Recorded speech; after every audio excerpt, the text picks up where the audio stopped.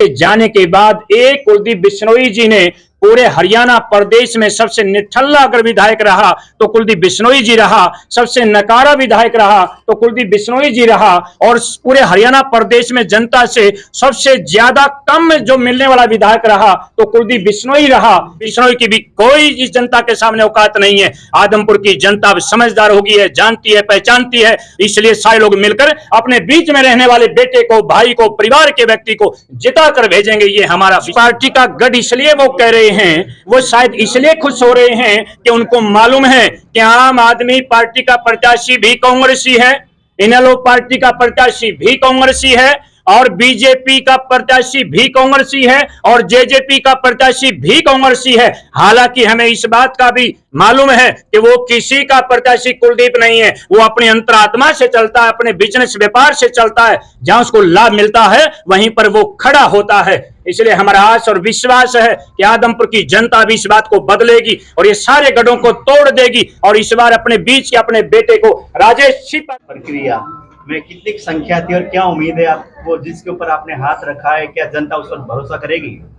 हमने उम्मीद भी जनता से ही की है। बाकी सारे चुनाव लड़ने वाले तो पार्टियों से उम्मीद कर रहे हैं, अपने नेताओं से उम्मीद कर रहे हैं, और पार्टियां बदलकर टिकट पर उम्मीद कर रहे हैं। लेकिन हमारी तो सारी उम्मीद जनता के ऊपर है, आदमपुर के ऊपर है। और रही बात साथ जनता की, तो आप रिकॉर्ड करें तो जहां तक नजर डालें हमारे लोग थे। कोर्ट में किसी पार्टी का कोई कार्यकर्ता आज नहीं था, पूरे कोर्ट में जनता कल्याण मोर्चा के ही कार्यकर्ता थे। और हमें पूरी उम्मीद आदमपुर की जनता से है, जो अपने बीच में रहने वाले अपने बेटे, एक गरीब घर के सेवक बेटे राजेश छिपा को, राजेश सिसवाल को अवश्य जिताकर भेजेंगे और सारे अहंकारी लोगों का मुंह मोड़ने का काम करेंगे। हमें ये पूरी उम्मीद है। इस चुनाव के मुद्दे क्या क्या रहने वाले हैं आपकी पार्टी के? बेटा, सारे वो मुद्दे हैं जो किसी भी पार्टी ने, और किसी पार्टी का नाम भी मैं क्या लूं यहाँ, तो इसलिए मैं केवल एक ही नाम ले रहा हूं। कुलदीप बिश्नोई आदमपुर का विधायक रहा है, बहुत लंबे समय से रहा है।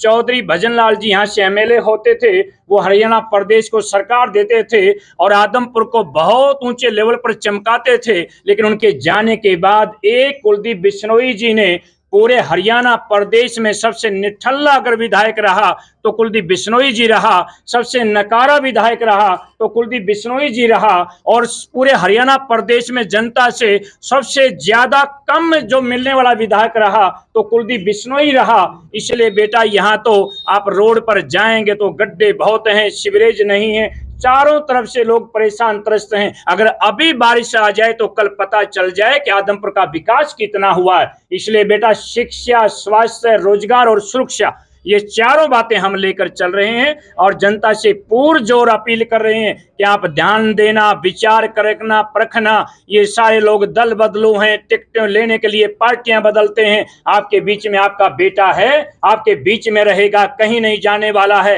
आपका सेवक है। पढ़ना, गुणना, चातुर्य, ये तो बात सुगम, आधीनी, सेवा करना, संग में रहना, आपका अपना बन के रहना, ये बात है अगम। इसलिए हमें पूरा विश्वास और भरोसा है कि आदमपुर की जनता इनको जिता कर भेजेगी। आदमपुर की क्या समस्याएं मानते हैं? आदमपुर की क्या समस्याएं मानते हैं? आदमपुर कोई अलग तो छिपा नहीं है, समस्याएं तो पूरे हरियाणा प्रदेश में हैं। आदमपुर में तो और भी ज्यादा समस्याएं मानी जाती हैं, क्योंकि यहाँ कोई सुनने वाला नहीं है। यहाँ कोई ऑप्शन नहीं है कि हम विधायक चुन लेंगे, यहाँ पर कोई ऐसी बात नहीं है। लोकतंत्र को यहाँ पर पंगु बनाया गया है, आदमपुर के अंदर लोकतंत्र की हत्या करी गई है। यहाँ तो कोई ऑप्शन ही नहीं बताया जा रहा। हमारे को सारे मीडिया वाले टोकते हैं, सब लोग कहते हैं यहाँ तो केवल आदमपुर तो उनका गढ़ है। क्यों भाई? केवल कुलदीप बिश्नोई ही जीतेगा? क्यों भाई? किस लिए? ऐसा माहौल बना गया है, ऐसा सिस्टम जमाया गया है कि केवल ये परिवार इसके अंदर रहेगा। लेकिन अब ऐसा नहीं होगा, ये बार बार नहीं होगा, दोबारा से नहीं होगा। अब सारे गढ़ तोड़े जा रहे हैं, अब यहाँ आदमपुर का गढ़ भी टूटेगा, बड़े बड़े किले ढह गए हैं। अब कुलदीप बिश्नोई की भी कोई इस जनता के सामने औकात नहीं है। आदमपुर की जनता अब समझदार होगी है, जानती है, पहचानती है, इसलिए सारे लोग मिलकर अपने बीच में रहने वाले बेटे को, भाई को, परिवार के व्यक्ति को जिता कर भेजेंगे। ये हमारा विश्वास है। महाराज, वो बात बताइए, जैसे काम करने की बातें तो सभी पार्टियां करती है, लेकिन एक महाराज को अपना डेरा छोड़ के आदमपुर के चुनाव में उतरना पड़ा, उसकी पीछे की जो मेन वजह है वो बताइए आप। आदमपुर के अंदर ये बात चलती आ रही है। आदमपुर के अंदर कुलदीप बिश्नोई के द्वारा बार बार ये आह्वान किया जा रहा है, मैं आऊं या ना आऊं, मैं किसी से मिलूं ना मिलूं, लेकिन गढ़ तो मेरा ही रहेगा। ये वजह मेरी आने की रही है। यहाँ पर मर्जी हो जब पार्टी बदल ली जाती हैं। लोगों ने मेरे से कहा जब कुलदीप बिश्नोई जी रोजाना पार्टी बदल सकते हैं तो हम एक बार क्यों नहीं बदल सकते हैं। हम भी पार्टी बदलेंगे, इस बार हम भी जनता के साथ जाएंगे, इसलिए ये वजह रही है। और यहाँ तो बेटा लोग अपने को बहुत कमजोर महसूस कर रहे हैं।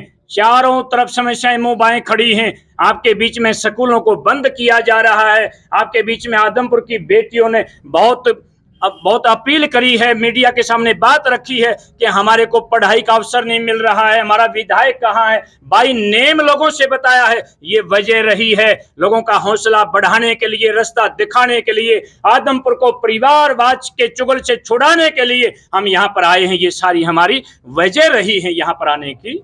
जैसे आज के काफिले में आपके काफी संख्या में लोग थे, क्या निरंतर चुनाव तक 3 तारीख तक जब तक वोट डलेंगे तब तक इसी तरह से काफिला आपके साथ बने रहेंगे या नहीं? इसी तरह काफिला नहीं बना रहेगा। काफिला तो रोका गया है। आज भी मैंने रोके, हाथ पैर जोड़ के, इतने आदमी ना हो भाई, अरे भीड़ हो जाएगी। काफिला तो हमारा तो चारों तरफ हमारे साथ काफिला है। और मैं किसी और काफिले की बात नहीं करता हूं। आप गांव के अंदर जाकर देखना। अब लोगों ने ये जाना है, महसूस किया, विचार किया है कि महाराज जी आ गए हैं। अब बाबाओं का काम तो जगाना है, जताना है, बताना है, समझाना है, मार्ग दिखाना है। अब चलना तो जनता को है और जनता चलने को तैयार हो गई है। हमने यहाँ स्वयं चुनाव लड़ने की ठान ली थी। इन लोगों में घमंड हो गया है, लेकिन जब जनता के बीच में से और आप लोगों ने कहा कि विरोधी लोग कह रहे हैं कि बाबा तो बाहरी है, अब मैं बाहरी नहीं हूं, आदमपुर मेरा है, मैं आदमपुर का हूं। और मैंने आदमपुर का ये बेटा सीसवाल गांव से सबके बीच का अपना बेटा आपके बीच में खड़ा कर दिया। बजाओ ताली भाई इसके नाम की। आपसे बात कर लेते हैं। आदमपुर सीट के लिए भजनलाल का गढ़, कुलदीप बिश्नोई का गढ़ कहते हैं। वहीं पे पूर्व मुख्यमंत्री ने कहा कि ये तो कांग्रेस पार्टी का गढ़ है और कांग्रेस पार्टी ही जीत हासिल करेगी इस चुनाव में। कांग्रेस पार्टी का गढ़ इसलिए वो कह रहे हैं, वो शायद इसलिए खुश हो रहे हैं कि उनको मालूम है कि आम आदमी पार्टी का प्रत्याशी भी कांग्रेसी है, इनेलो पार्टी का प्रत्याशी भी कांग्रेसी है, और बीजेपी का प्रत्याशी भी कांग्रेसी है, और जेजेपी का प्रत्याशी भी कांग्रेसी है।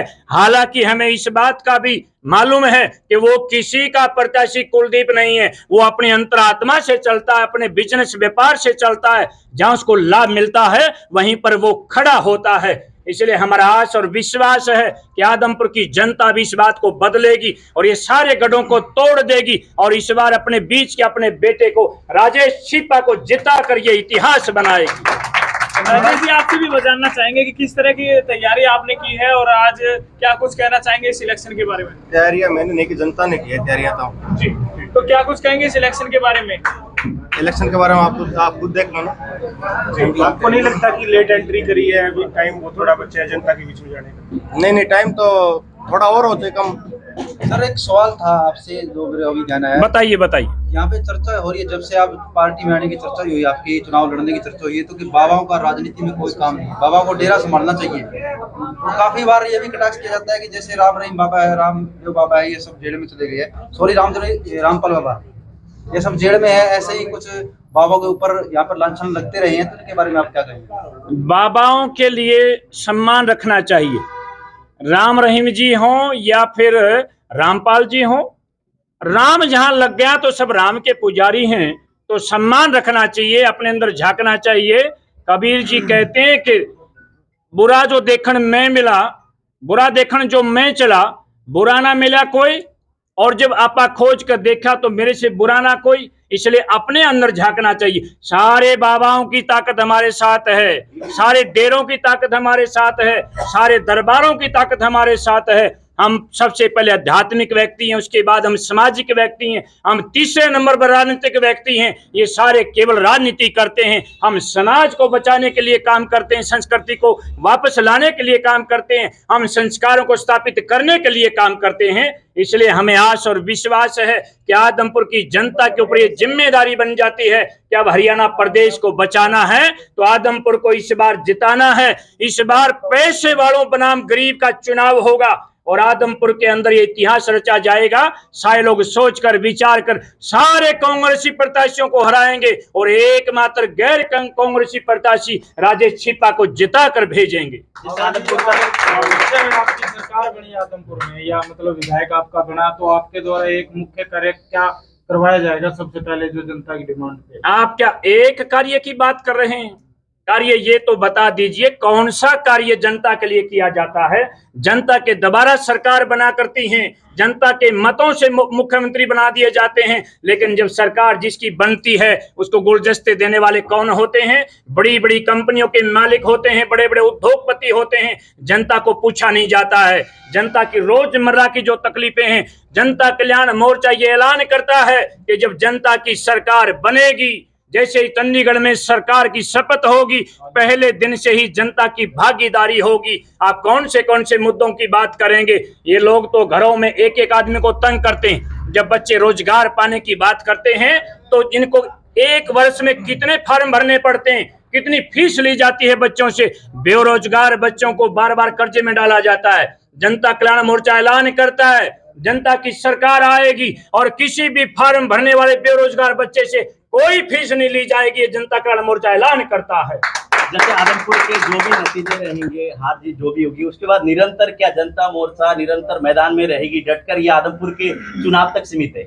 जनता कल्याण मोर्चे का ये संकल्प है, केवल और केवल पार्टी बनाने का संकल्प नहीं है, केवल संगठन चलाने का संकल्प नहीं है। जनता कल्याण मोर्चे का संकल्प 2024 में हरियाणा प्रदेश में व्यवस्था परिवर्तन करके सरकार बनाने का संकल्प है। इसलिए मोर्चा निरंतर चलता रहेगा, बढ़ता रहेगा और आदमपुर का चुनाव जीतकर आप ये जो बात कह रहे हैं कि अगर कोई पर्सन नहीं है, अगर की कोई बात नहीं है, आप अगर इसलिए कह रहे हैं कि हम नए लोग इसलिए आप अगर लगा रहे हैं, एक गरीब का बेटा चुनाव लड़ रहा है, क्या इसलिए अगर की बात हो रही है? हम बहुत बड़े पैसे वाले नहीं है, क्या इसलिए अगर की बात हो रही है? ये सारे पैसे वाले हराए जा रहे, दल बदलने वालों का हल्का बदल दिया जाएगा और आदमपुर से राजेश छिपा चुनाव जीतकर शुरुआत करेगा और 2024 में हरियाणा प्रदेश में जनता की सरकार बनेगी।